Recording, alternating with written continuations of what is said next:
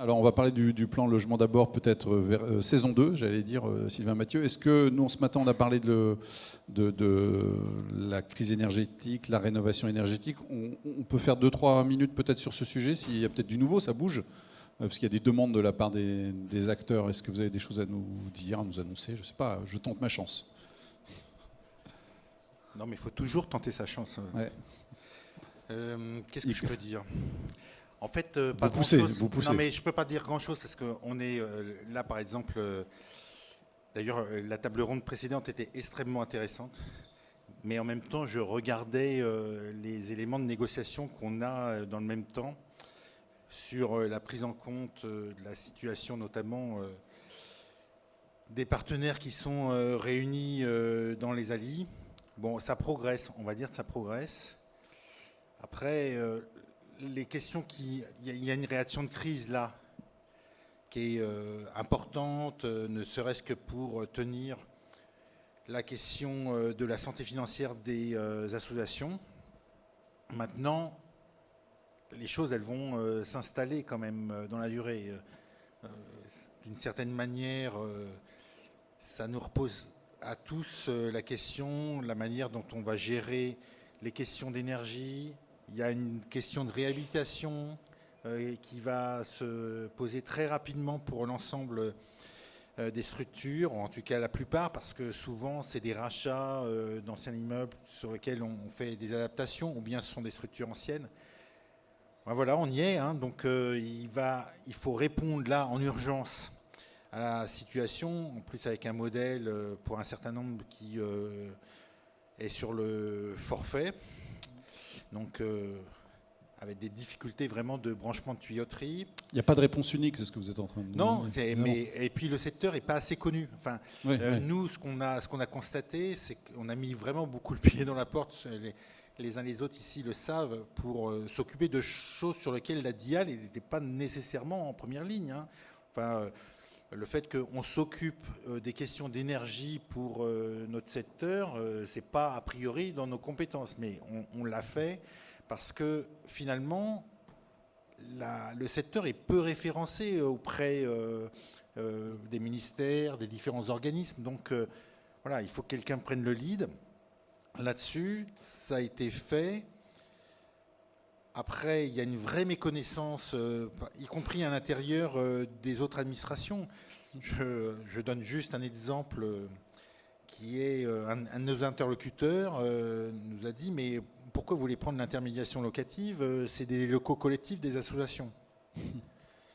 Waouh. Donc il y a du travail, quoi. Il y a du travail pour faire comprendre exactement comment fonctionnent à la fois les questions d'accès au logement, le logement adapté, de façon à ce qu'il y ait une réponse. Et comme notre secteur, c'est un secteur qui s'adapte beaucoup aux besoins, qui a des réponses multiples, comme vous le disiez, dans les moments de crise où on veut des choses rapides, un peu uniques, uniformes, le fait de vouloir faire, pas de la dentelle, mais en tous les cas, quelque chose de beaucoup plus adapté, ça reste un exercice compliqué. On en est là, mais j'ai bon espoir. Donc si je résume, vous pouvez nous dire que vous portez la parole, en tout cas, du secteur, on l'a bien compris, qu'il va se passer quelque chose, mais vous ne pouvez pas tout nous dire, mais en tout cas, ça va avancer.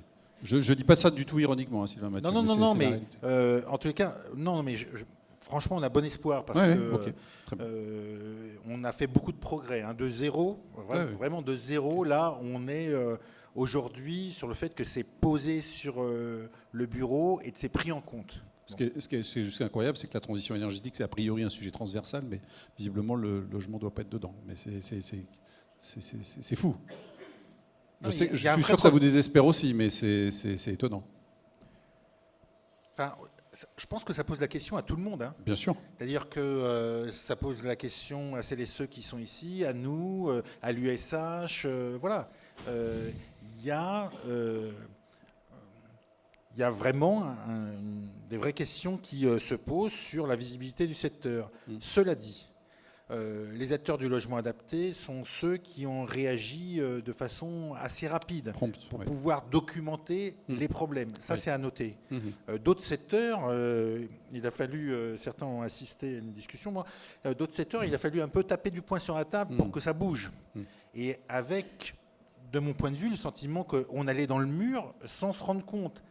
Parce qu'il n'y avait pas une vraie conscience de la question des contrats qui sont en cours, qui allaient tomber, et avec une méconnaissance à la fois du fonctionnement des tarifs réglementés, etc. etc. Donc, franchement, voilà, on a tous pris, je pense, un coup de pied quelque part, et ça va nous obliger à regarder ça de façon forte. Mais maintenant, il faut construire la durée, quoi. C'est-à-dire qu'il faut construire la réhabilitation, il va falloir trouver des aides de façon à ce que la mise aux normes, toutes les questions d'énergie, enfin d'économie d'énergie, soient véritablement prises en compte sur l'ensemble du secteur. Enfin, il y a du boulot maintenant, il y a vraiment du boulot. Donc le ministre a annoncé au congrès de l'USA, je crois, un logement d'abord saison 2. Est-ce que l'histoire est écrite? Est-ce qu'on connaît les épisodes et est-ce qu'on connaît la fin de l'histoire? Alors oui, tout est écrit, j'ai les 60 mesures. Non, non, bien sûr que non. On sait de quoi ça va parler? Oui. Question suivante. Très bien. Non, mais il y a évidemment un bilan qui est tiré du plan quinquennal Logement d'abord qui montre bien que sur un grand nombre de points, on a considérablement avancé. Donc il n'y a aucune raison de changer la dynamique. Donc il y a une partie qui relève de la continuité, et c'est normal d'ailleurs, parce que à partir du moment où on est dans un second plan quinquennal, le sujet, c'est quand même de mettre en œuvre le principe du logement d'abord. Et le principe, c'est un principe, quoi. C'est une politique publique qui est complètement structurée par cette orientation-là. Donc le second plan quinquennal, c'est la mise en œuvre opérationnelle de l'avancée du principe dans la lutte contre le sans-abrisme. Ça veut dire continuer sur ce qui a bien fonctionné, l'intermédiation locative, les pensions de famille, l'insistance sur le logement abordable et très abordable et sur l'accès au logement des personnes qui sont en situation de précarité. Ça veut dire poursuivre et accentuer les questions d'accompagnement.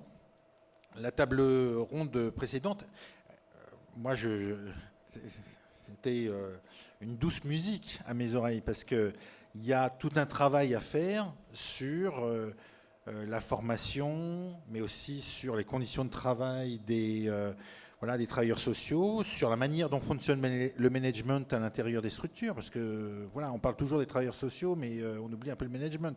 Il y a quand même un sujet là-dessus. Bref, donc là-dessus, il va falloir poursuivre de façon très forte, mais la question de l'accompagnement social, y compris dans le logement, elle va se poursuivre, parce que ne jamais oublier que dans le modèle précédent, souvent l'accompagnement s'arrêtait à partir du moment où les personnes accédaient au logement. Là, on est dans un modèle où on s'adapte aux besoins, quelle que soit la situation et le lieu où vivent les personnes. Et puis, il y a un travail à poursuivre, notamment pour la couverture des besoins. Sur les résidences sociales, par exemple, on a fait une feuille de route, mais il faut maintenant qu'on la mette en œuvre et sans doute qu'on approfondisse un certain nombre de choses. Alors, c'est intéressant d'ailleurs, parce qu'au départ, d'un commun accord, on a révisé la circulaire de 2006 et on était tous en ligne pour se dire qu'on faisait une adaptation de la circulaire de 2006 avec les nouveautés introduites par le logement d'abord, mais sans en faire un élément vraiment structurant du secteur.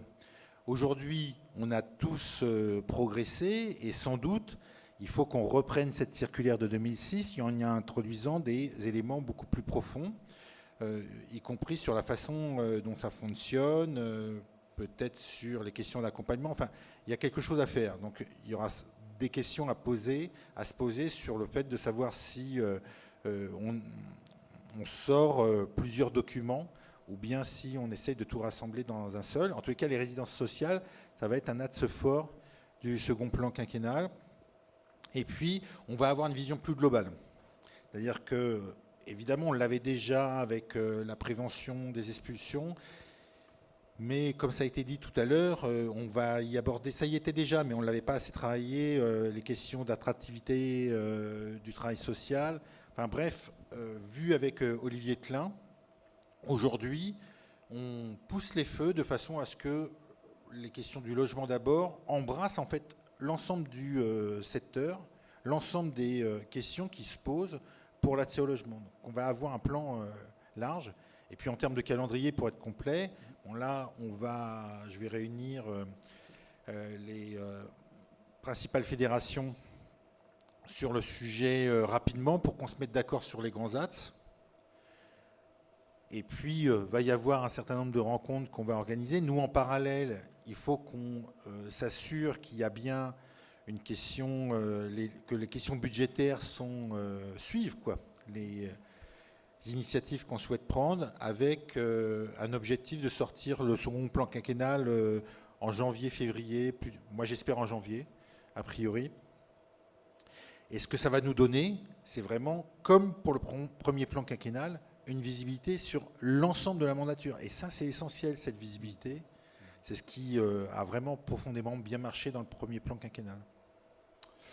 Merci. Parole au président et à la présidente. Maintenant, chacun à votre tour, vous aviez une question, au moins, hein, une question. Dans le temps qui nous est imparti, ce sera difficilement plus. Thierry, vous voulez commencer ?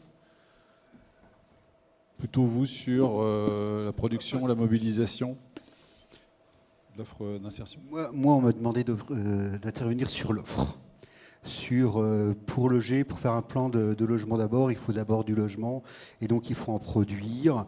Donc on a plusieurs voies pour produire du logement et du logement pour les publics les plus défavorisés. Moi, je suis très content qu'on relance un vrai plan sur les résidences sociales, qui ont une vraie utilité. On pourrait se poser la question des FJT. La question de l'intermédiation locative, il faut pas... On est assez dubitatif quand même sur le locavantage. Selon les territoires, selon les lieux, on est quand même assez dubitatif. Et c'est vrai qu'on n'a pas de recul. Malheureusement, le problème, c'est toujours quand on fait des changements et qu'il y a une sorte de choc exogène, qu'est-ce qui est dû du choc exogène et qu'est-ce qui est dû du changement. Mais en tout cas, on est quand même assez inquiet sur des défauts de captation. Et si on rajoute, tu n'étais pas là ce matin, sur la précarité énergétique et sur la sortie peut-être du champ locatif d'un grand nombre de logements, on est quand même assez inquiet, à la fois pour les dispositifs mandat de gestion et location sous location, de quel est le devenir de ce parc. La deuxième interrogation, elle est quand même sur la production en PLAI et en PLAI adapté. On fait, et tu le sais très bien, je te tutoie, mais vous le savez très bien, monsieur le directeur, on fait les plans il y a 5 ans, on fait des projets, on monte des financements il y a 3, 4, 5 ans, on cherche des entreprises pour les produire maintenant, les coûts de production ont pris 20, 30, 40%, les financements et les agréments de financement n'ont pas pris 20, 30, 40%, et ça c'est une vraie difficulté dans un monde à inflation. On n'avait pas ce problème il y a 4-5 ans quand le monde était sans inflation. Maintenant, avec un monde en inflation, on prend des décisions là pour construire dans 3-4 ans, et ça, c'est une vraie difficulté. Et on va le voir sur toute la production, pas que sur le PLAI logement ordinaire, mais aussi sur les pensions de famille, les résidences sociales, ainsi de suite.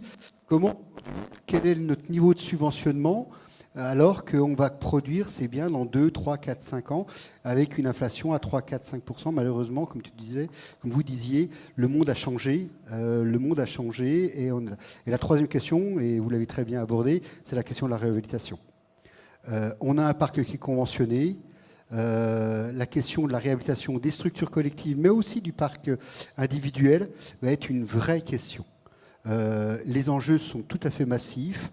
Je ne vois pas pourquoi, quand on annonce sur Paris que 50% des logements locatifs privés sont en EFG, je ne vois pas pourquoi notre parc ne serait pas à peu près la même chose. On est peut-être un peu meilleur, on va pas. Mais si c'est 30 ou 40%, comment on va faire ? Et là, est-ce que c'est ma prime rénov ouvert aux organismes de MOI ? Est-ce que c'est l'ANAORG qui pourrait être ouverte sur la réhabilitation ? Mais en tout cas, il y a un enjeu qui va être important, à la fois dans les structures collectives et dans le logement diffus. Et donc voilà, c'est un peu ces 3 questions, captation du parc privé, construction de nouvelles structures et réhabilitation de notre parc. Et tout ça en 3 minutes. Alors, sur l'ocavantage, comme ça a été dit, on n'a pas encore assez de recul. De toute façon, moi je suis extrêmement clair. Dans le second plan quinquennal, on va reposer un objectif de captation de nouveaux logements dans l'intermédiation locative avec un prisme mandat de gestion. Donc, il faudra que ça le fasse. Et s'il y a besoin d'adapter à un moment donné le système, je le ferai. C'est-à-dire, je le proposerai. Enfin, Locavantage n'est pas un dogme absolu sur lequel il n'y aurait pas des adaptations à faire. Et d'ailleurs, ça avait été posé dès le départ, puisque nous-mêmes, on se posait des questions quand même. Ça a été posé dès le départ, le fait de faire un premier bilan. Je crois qu'il y a une réunion dans pas très longtemps, on va pouvoir commencer à regarder. Mais moi, je suis ça comme le lait au coin du feu. C'est clair que de toute façon, si on veut réaliser nos objectifs en intermédiation locative, forcément, s'il y a une difficulté structurelle qui a été introduite par Locavantage, il faudra trouver les adaptations. Ou alors on n'est pas cohérent. Ensuite, sur les questions de production et puis les questions d'inflation. Bon, toujours rappeler que la production, elle dépend aussi des collectivités territoriales. Elle dépend même beaucoup des collectivités territoriales. On va y venir sur les questions d'équilibre économique, mais pour ce qui concerne les PLAI, il y a l'argent, a priori, et le sujet, c'est beaucoup plus la disponibilité de foncier et la capacité des collectivités à dire oui aux projets qui sont proposés. Ça, c'est un vrai problème. Moi, je réfléchis pas. Je me questionne sur les projets qui ont déjà été acceptés, où l'équilibre économique est complètement perturbé 3 ans après. C'est-à-dire qu'un projet de pension de famille, un projet de PLAI qui a été accepté il y a de ça 2-3 ans, son coût de production a pris 20 à 30% en 3 ans. Des fois, pas toujours. Au congrès de l'ESH, moi j'ai interrogé énormément de bailleurs qui me disent que c'est hétérogène. Mais ce qui est clair, c'est qu'il y a quand même un renchérissement, a priori. Donc voilà, l'inflation, ça vient de nous arriver quand même. On est quand même tous, on n'est plus en état de sidération, mais on est dans la réflexion sur la façon dont on adapte nos systèmes qui étaient construits pour du 0,5 ou du 1% d'inflation annuelle. Donc l'adaptation, elle va se faire. De toute façon, encore une fois, moi je crois aux objectifs qui sont posés. C'est-à-dire, à partir du moment où on se donne des objectifs, et concernant le logement social, que ce soit Olivier Klein ou le gouvernement, les objectifs sont clairs.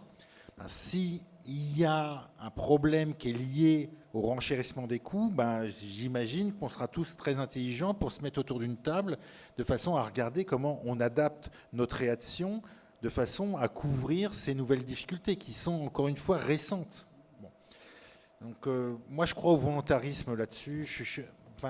Je sais que c'est une phase transitoire, je sais que c'est compliqué, mais sincèrement je pense qu'on va y arriver et que forcément on trouvera les voies et moyens pour construire du logement, parce que s'il y a une chose sur laquelle à peu près tout le monde est d'accord, c'est qu'il y en faut. Donc on y arrivera. On y arrivera, il faut tous qu'on soit attentifs, il faut qu'on trouve les bonnes solutions. Voilà. Et ça, on est suffisamment en partenariat, en co-construction pour pouvoir le faire. Le dernier point, c'est la question de la réhabilitation.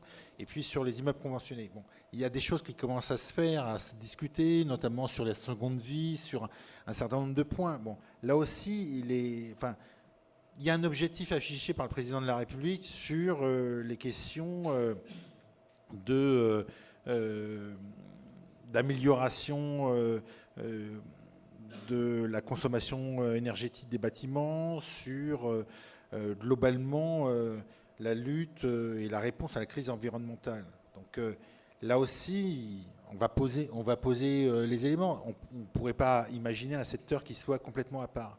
La question, par contre, de l'intermédiation locative dans les zones urbaines avec un certain nombre de logements qui risqueraient de sortir, ça c'est un sujet compliqué, je trouve, parce que il n'est pas du tout évident qu'on puisse facilement réhabiliter des logements, puis on dépend de copropriétaires et de la copropriété. Donc ça, il va falloir regarder, mais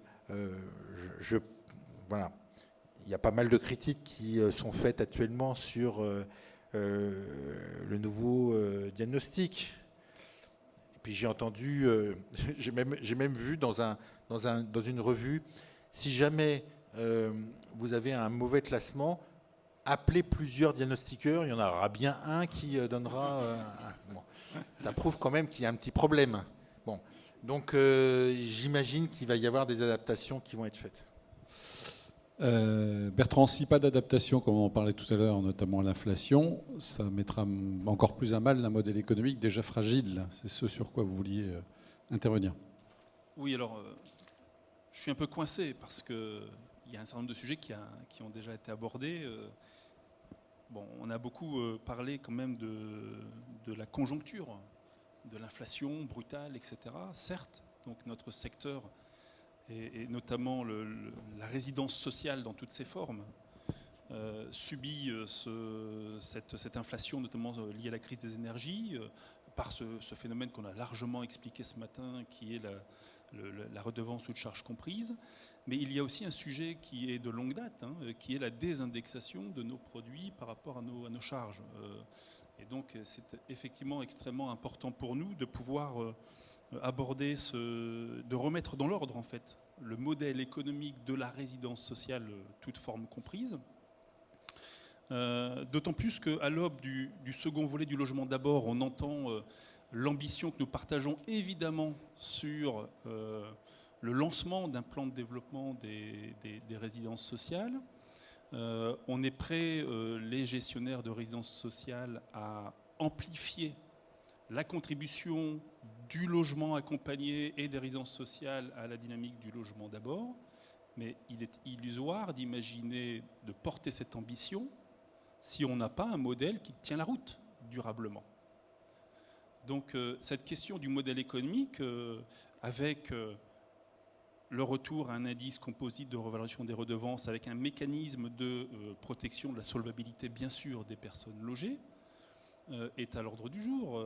La question du sous-financement de la gestion locative sociale, quand elle est financée, est un problème majeur. Rappelons quand même que la GLS est la seule subvention versée aux gestionnaires de résidences sociales, et c'est l'équivalent, en moyenne, 60 centimes par jour et par logement. Alors que les missions de gestion locative sociale ont évolué largement depuis ces 20 dernières années, qu'elles ont peu évolué réglementairement, et donc c'est tout le travail que nous avons engagé ensemble sur l'actualisation de la circulaire résidence sociale. Et je rejoins tout à fait ton observation, qui est de dire effectivement le système il est à repenser au-delà d'un toilettage. Modèle économique, le contenu de la gestion locative sociale, les projets sociaux des résidences sociales n'est pas un projet social unique. Il y a une certaine élasticité, c'est la richesse de la résidence sociale. Pour autant, l'élasticité ne doit pas être opacité. Et donc la question, c'est de faire évoluer aussi peut-être un référentiel, de mettre en place un référentiel de la gestion locative sociale qui permette effectivement d'adapter peut-être, au-delà d'une aide de droit qui serait la GLS que l'on connaît aujourd'hui, versée à tout gestionnaire, la possibilité d'aller vers une modulation de la GLS et éventuellement d'aller jusqu'à une GLS renforcée qui serait de 2,20 €, on l'avait chiffré parce que c'est important pour être constructif d'apporter des propositions travaillées. Et donc on avait travaillé avec une méthode de calcul qui est disponible à une AGLS renforcée qui pouvait aller jusqu'à 2,20 €. Après, on a évoqué aussi la question de la rénovation, on l'a largement révoqué aussi ce matin. C'est évidemment une clé dans l'équation, enfin c'est une solution dans l'équation. Effectivement, ce rééquilibrage entre les aides d'urgence qui sont hautement nécessaires pour notre secteur, parce que ça veut dire que sinon, on ne passe pas la fin de l'année ou le début de l'année prochaine. S'il n'y a pas effectivement ce train de mesure avec le bouclier tarifaire gaz, électricité sur l'ensemble de l'électricité, pas seulement du chauffage collectif électrique, et cette aide exceptionnelle qu'on a chiffrée à 300 €, effectivement, c'est un secteur qui tombe. Mais au-delà de ça, effectivement, il y a la rénovation énergétique, il y a la seconde vie des bâtiments.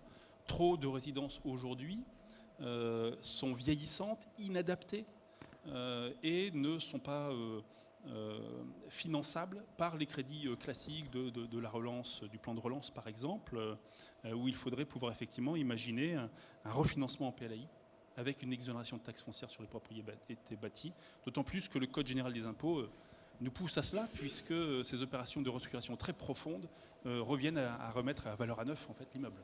Voilà. Ce n'est pas vraiment une question, puisque une partie des réponses a déjà été apportée, mais c'était plutôt alimenter et augmenter en fait le contexte. Oui, puis un certain nombre d'axes de réponse étaient dans la réflexion et dans la question. Moi, je voudrais juste insister sur 2 points. Premièrement, je suis totalement ouvert. J'ai évolué sur ce sujet parce que j'étais assez fermé sur de regarder le sujet ICC, IRL, et donc de voir si on n'est pas à un moment où il faut mieux prendre en compte les questions d'inflation. Mais encore une fois, hein, c'est normal qu'on évolue puisqu'on est face à un phénomène nouveau. Donc voilà, il faut être pragmatique. Est-ce que l'IRL elle a fait son temps? Est-ce qu'il faut l'adapter? Est-ce qu'il faut revenir à un indice composite? Bon, sincèrement, moi je suis ouvert. Le seul sujet pour moi, c'est faut que ça fonctionne. Donc on regarde, on voit, et puis il n'y a pas de tabou. Deuxièmement, sur la GLS. Bon, vous pouvez nous donner crédit à la DIAL d'avoir repris la GLS et de l'avoir remontée peu à peu au niveau ne serait-ce que de l'autorisation parlementaire. Bon, même s'il y a encore un tout petit peu de chemin à faire. Simplement, mais ça a été dit, ça ne peut pas être juste. Ça a été géré d'une manière très hétérogène selon les territoires. Il y en a qui l'ont pas. Enfin, bon, c'est un peu le bazar. Donc, il faut reprendre tout ça, voir ce que ça veut dire la GLS, parce qu'au départ, c'est pas tellement un soutien au travail social. Bon. C'est beaucoup plus une forme d'aide à une gestion locative un peu plus complète que dans un bâtiment classique. Bon. Donc il faut qu'on reprenne ça, qu'on voit ce qui est nécessaire, et puis on portera le dossier pour que ça réponde aux objectifs du logement d'abord. Mais de l'autre côté, ça veut dire aussi qu'on a un travail de précision, sans doute un peu plus de normalisation de ce que veut dire le travail social à l'intérieur des résidences sociales. Il y a un travail aussi à faire sur le public. Finalement, la résidence sociale, hein, le terme résidence sociale, c'est un grand fourre-tout. Et peut-être aussi, il faut qu'on soit plus précis sur la façon dont on accompagne tel type de public, comment fonctionnent les résidences sociales. Est-ce que voilà, il y a des modèles généralistes, il va y avoir des modèles ciblés, il y en a déjà. Bon, c'est certainement le moment de repenser le modèle. Et avec ça, de repenser le modèle économique. Marie-Françoise Lavilleville. Alors, il me revient la question de l'accompagnement. Dans l'ambition du logement d'abord, l'accompagnement des personnes, des ménages, l'accompagnement dans et vers le logement est une compétence essentielle, une composante essentielle, pardon. Et pour être un peu malicieuse, je vais citer la DIAL, qui écrit « L'expérience montre qu'au-delà de la disponibilité de logements ordinaires ou adaptés, c'est la qualité, disponibilité, modalité, contenu de l'offre d'accompagnement qui est un facteur clé de l'insertion durable des personnes sans domicile fixe. » Je pense qu'on n'aurait pas pu écrire mieux. Alors, dans ce champ de l'accompagnement, il y a des avancées. D'abord, ce qui se passe dans les territoires de mise en œuvre du logement d'abord, où il y a des expériences de globalisation de l'accompagnement vers et dans le logement.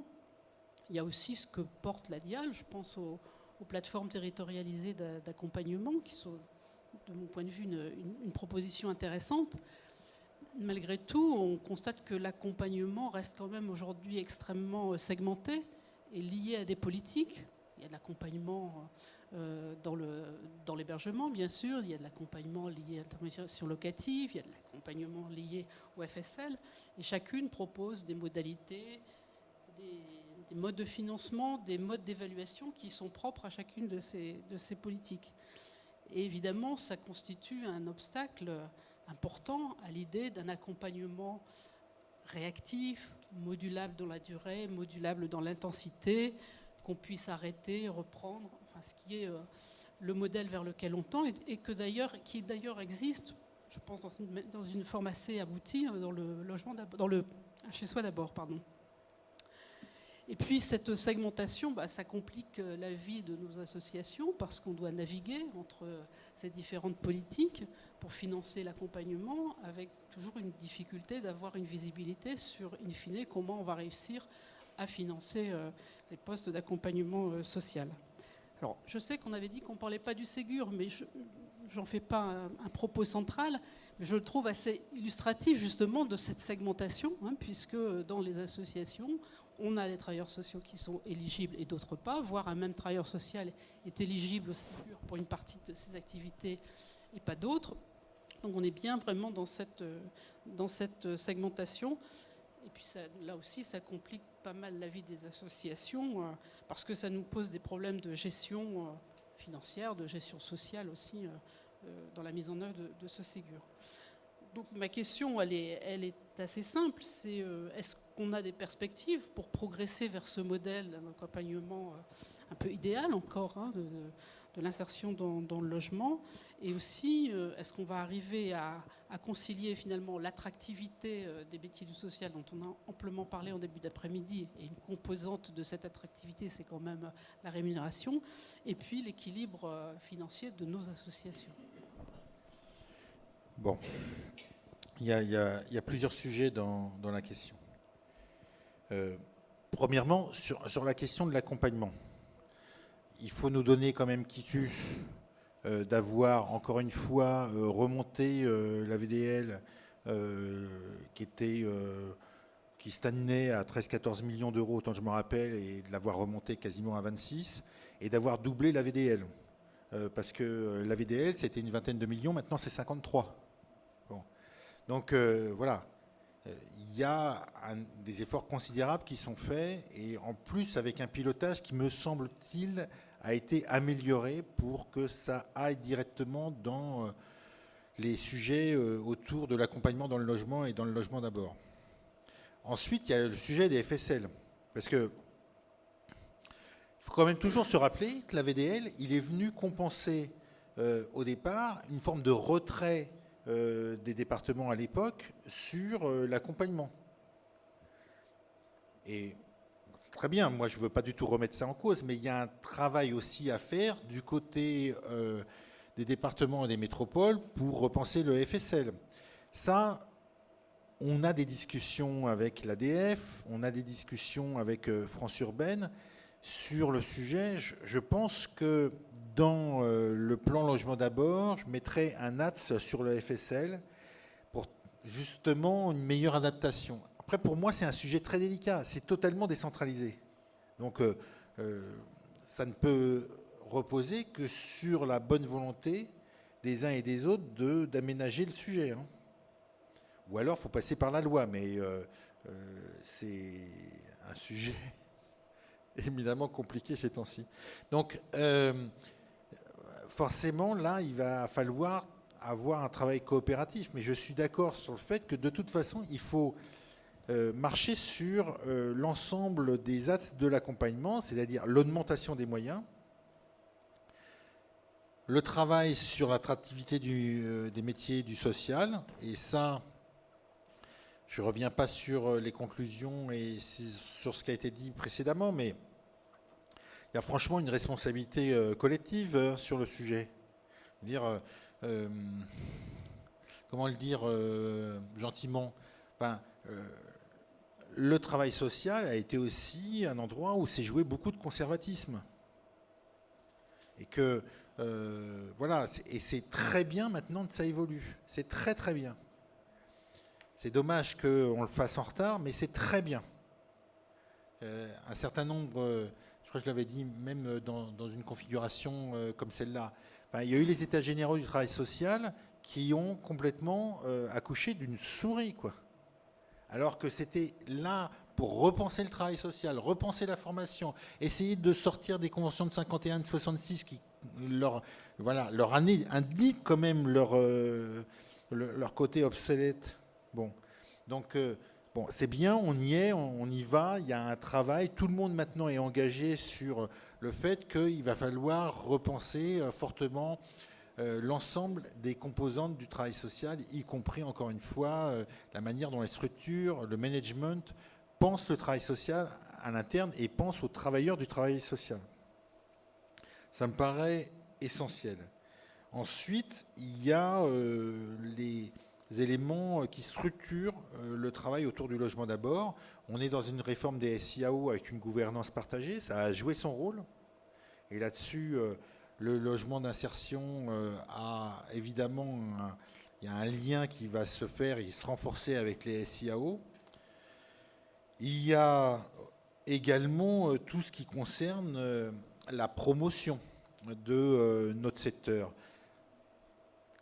La semaine des pensions de famille, franchement, c'est une réussite. Enfin, on a progressé par rapport à l'année dernière. Il y avait à peu près 200 manifestations, là quasiment 300. Et on commence, et puis on va le faire chaque année maintenant. On essaye de mettre dans le débat public, dans la conscience des décideurs, le fait que oui, il y a un certain nombre de personnes pour lesquelles il y a des réponses adaptées, et qu'on est tous responsables là-dessus pour pouvoir avoir cette réponse. Et que, sincèrement, c'est à la fois une bonne utilisation des fonds publics, c'est une réponse locale, c'est une réponse pour les habitants qui sont directement concernés. C'est pas pour des gens qui viennent de l'extérieur. Non, c'est aussi une réponse locale. Ça a des retombées économiques intéressantes. On va bientôt sortir un document commun sur le sujet. Donc il y a ce travail de conviction à faire vis-à-vis des uns des autres et qui doit maintenant aussi englober d'autres éléments comme les résidences sociales. Enfin, il faut qu'on remette dans le cœur du débat public le fait que c'est utile, intéressant et même digne de s'occuper des personnes qui sont en situation de précarité sur un territoire. Et ça, il y a du boulot parce que des fois, il y a quand même des phénomènes de retrait là-dessus. Bon, donc moi, j'ai plutôt confiance sur le fait qu'on soit tous engagés et qu'on porte des éléments là-dessus. Dernière chose sur le Ségur, qui est aussi une bonne illustration du fait que le secteur ne bougeait pas, quoi. C'est-à-dire qu'il a fallu une intervention de l'État qui est complète parce que quand on y réfléchit quand même, c'est de l'argent de l'État, essentiellement, qui vient alimenter tout un tas de structures pour qu'elles augmentent leur personnel qui relève quand même d'un statut privé. Oui, non mais on aurait pu passer par les subventions, par l'augmentation des subventions, par tout un tas de choses. Il va falloir d'ailleurs atterrir comme ça, parce que si on veut l'installer dans quelque chose de pérenne, forcément il faut augmenter les forfaits. On a commencé à augmenter les forfaits pension de famille pour intégrer le Ségur. Le forfait IML, on l'augmente de façon à ce que justement ça prenne en compte cette revalorisation. Mais pour moi, je pense que ça a été une solution de réponse immédiate à un problème salarial, mais qu'il va falloir reprendre en compte dans les conventions. Voilà. Normalement, ça aurait dû passer par un accord conventionnel. Enfin, je veux dire, le truc a été pris à l'envers, franchement. La convention aurait dû, au départ, prendre en compte ça. Bon, ça n'a pas été fait. Dans les conventions, je crois que c'est celle de 51, il y a encore une augmentation des salaires, non pas par l'acquisition des compétences, mais par année. Ouais, je crois que c'est la 51. Ça fait longtemps ça fait pas si longtemps de ça que je les ai regardés, mais bon. Donc il faut adapter ces conventions à la situation. Il faut prendre en compte les éléments de coût de la vie. Enfin, il y a beaucoup de choses à revoir là-dessus. Et c'est un travail, encore une fois, collectif. L'État, il a son rôle, mais les organisations syndicales, les employeurs, tous celles et ceux qui ont affaire avec le statut du travail social doivent s'engager dans cette ligne-là. Et d'une certaine manière, la complexité qui est celle du Ségur, mais on peut quand même se réjouir qu'il y a... vous le savez bien, parce que je ne vais pas faire la pub de la DIAL ici, mais au départ, c'était ça, le Ségur sur le social. On s'est un petit peu battu pour l'élargir au maximum, et on continue à se battre pour l'élargir, si vous voyez ce que je veux dire. Donc, franchement, là-dessus, je pense que maintenant, il faut qu'il y ait un relais par les acteurs du travail social. Claude Garcera, bonjour à vous et bienvenue dans les ALI. Une question évidemment sur les actions en faveur de la jeunesse, on ne sera pas surpris de votre part. Ouais, parce que du coup, il me revient rien, moi, comme question, à part celle que vous me proposez. Pas du tout. Ah non, vous faites comme vous voulez, je n'impose rien. Non. Merci. Moi, je rappelle juste le timing, il est 16h. Voilà, ouais, merci voilà. de votre invitation. Donc, il me reste 23 secondes. C'est exactement bien, on va ça. les prendre. Non, bien sûr que non. On va les prendre. Encore une fois, heureux d'être parmi vous, heureux d'être accueilli parmi les acteurs du logement d'insertion. C'est une excellente nouvelle. Moi, je suis super content, mais vraiment. Enfin, je tiens à le dire publiquement. C'est vraiment très, très bien qu'il y ait eu cet élargissement et que vous veniez dans cette organisation-là. Merci, monsieur Madieu. Alors, c'était un long dimanche de fiançailles. Ça fait 10 ans que l'on cohabite. Donc, il fallait à un moment donné que l'on passe à l'acte. Et voilà. Et on a un témoin qui est Sylvain Mathieu et pas des moindres. Je souhaitais me féliciter de votre écoute, monsieur le directeur. C'est vrai que c'est des relations de qualité que nous avons avec vous. Ça n'a pas été dit, donc voilà, je pense qu'il y a une forme d'unanimité autour de ces relations. Ça, c'est juste avant que je vous tape dessus. Oui. Oui, après, il y a le repas de mariage, des fois ça se passe mal. Attendrir la viande. Oui, vous disiez, monsieur le directeur, qu'on a travaillé dans l'urgence. Moi, j'ai le sentiment que ça fait 20 ou 30 ans qu'on travaille dans l'urgence. C'est-à-dire que l'urgence est l'une de nos caractéristiques. Travailler dans l'urgence est l'une de nos caractéristiques. Alors, on n'est pas les seuls à travailler dans l'urgence, mais en tous les cas, nous y travaillons, nous aussi, nous travaillons de la sorte. Alors, le sujet pour nous, et depuis toujours, c'est celui de l'émancipation des jeunes. Clairement, si nous sommes réunis au sein de l'UNAGE et si nous vous rejoignons aujourd'hui, c'est pour aller dans cette direction-là. Alors, je partage complètement ce qui a été dit par mes collègues, à la fois sur la nécessité de continuer de produire et de réhabiliter, d'interroger notre modèle économique et de trouver les financements qui vont bien sur l'ensemble des dynamiques éducatives, pas socio-éducatives, pas seulement l'accompagnement, mais également tout ce qui est en lien avec tous les travaux, les activités qui sont en lien avec les jeunes que nous accueillons. Alors, on a été confortés, enfin les foyers de jeunes travailleurs ont été confortés par le récent rapport réalisé par les 2 inspecteurs généraux du commissariat général à l'environnement et au développement durable. Ce n'était pas forcément gagné au départ. La lettre de commande, la lettre de mission de la ministre était un peu à charge. Donc on tendait le dos. On s'est dit, qu'est-ce qui est... Voilà. Si c'est pour annoncer la mort du petit cheval, ça démarre un peu comme ça. Mais finalement, ça s'est très bien passé. À la fois, les qualités des relations avec les 2 inspecteurs et puis le produit final, on était plutôt rassérénés. Et le fait que vous souhaitiez développer un nouveau plan de création de résidence sociale et aussi de foyers de jeunes travailleurs, voilà, nous conforte dans l'originalité de notre démarche et en tous les cas son efficacité ou son efficience, comme on dit aujourd'hui, pour être plus précis. Donc l'émancipation des jeunes, oui, ça continue d'être notre fer de lance, au-delà de la séquence du quoi qu'il en coûte que nous vivons depuis 3 ans. J'ai l'impression que ça continue. Alors peut-être encore un an ou deux, on verra. On se retrouvera l'année prochaine à cette même table et on en fera un retour.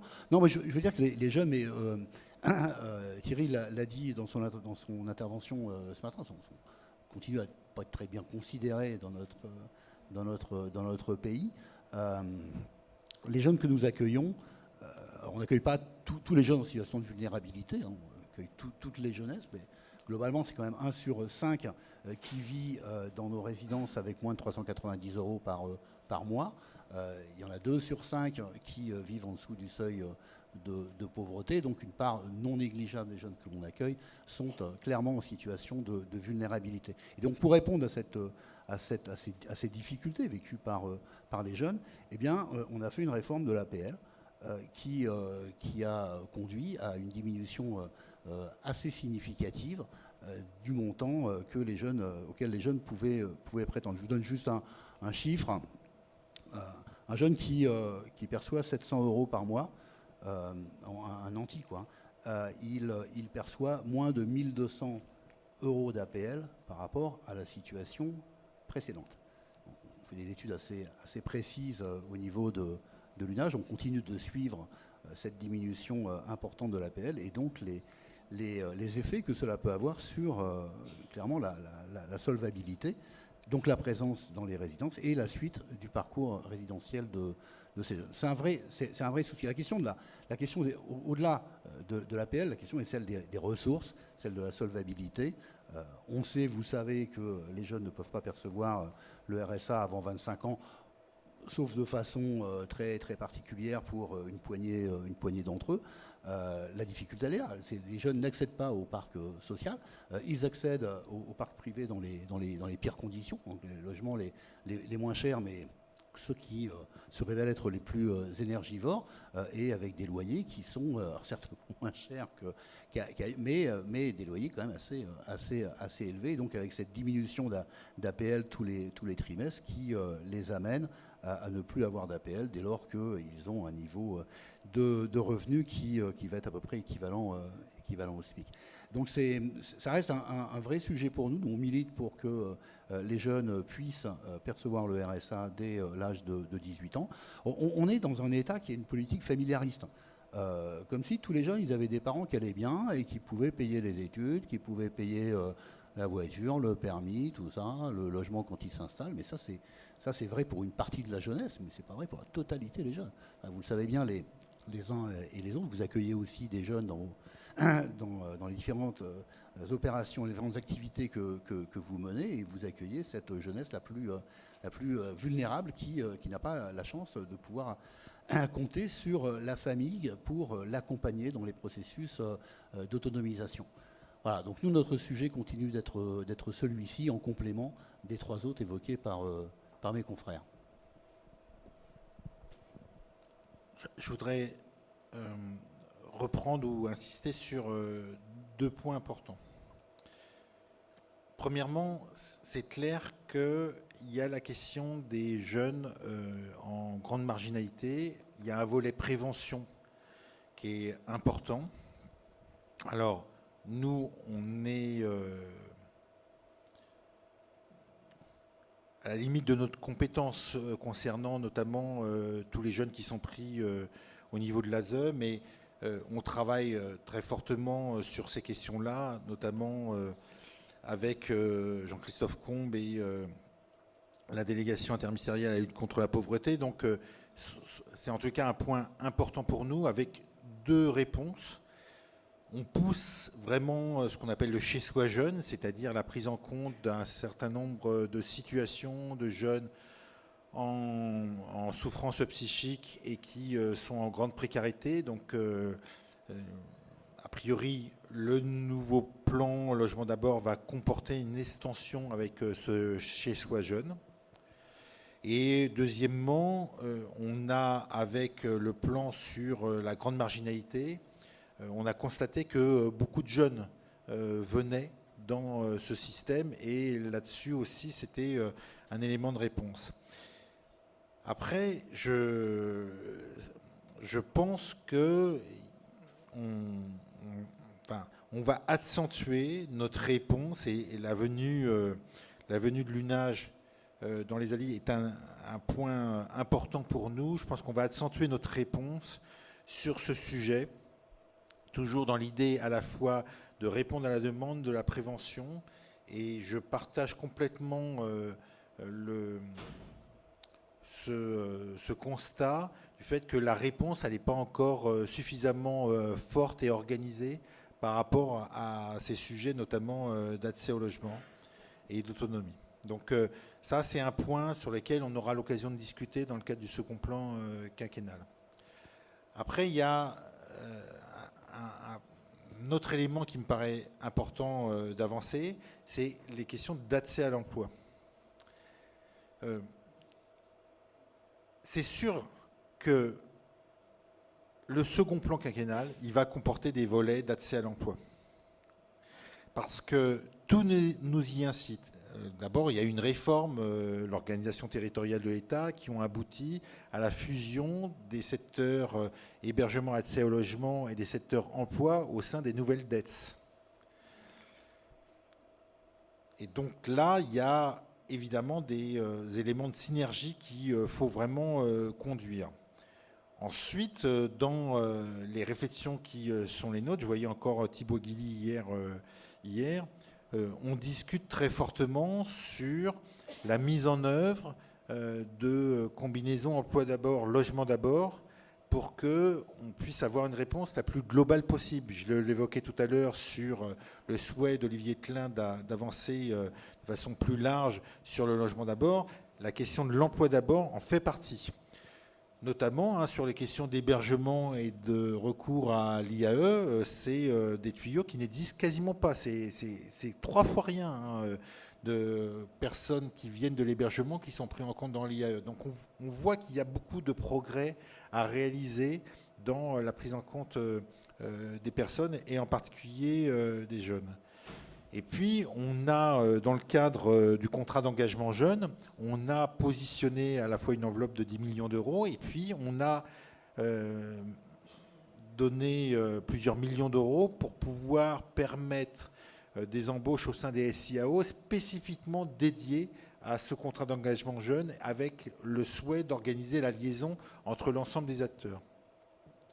Voilà, il va falloir poursuivre sur cette politique et clairement, aujourd'hui, nous, on pense de plus en plus ressources des personnes, accès à l'emploi, de façon aussi à permettre une meilleure fluidité, parce que ça a été dit de temps en temps, on a la nécessité, si on veut pouvoir permettre des sorties de l'hébergement ou des sorties de situations précaires plus importante, de permettre la solvabilisation des personnes. Et puis, l'accès à l'emploi fait vraiment partie aussi de l'insertion. Donc, aujourd'hui, votre intervention me donne l'occasion de pousser ces 2 éléments, à la fois un renforcement sur les questions de prise en compte des jeunes précaires et les questions d'emploi qui vont être de plus en plus intégrées à l'ensemble de nos systèmes. Merci Sylvain Mathieu d'être venu cet après-midi pour clore ces journées. Merci à tous les 4 présidents, vice-présidentes. Merci à vous d'être venus jusqu'à nous. Et à bientôt. Et puis n'oubliez pas le nouveau site donc, des acteurs du logement d'insertion, logement-d'insertion.org. Merci. Bonne fin de journée.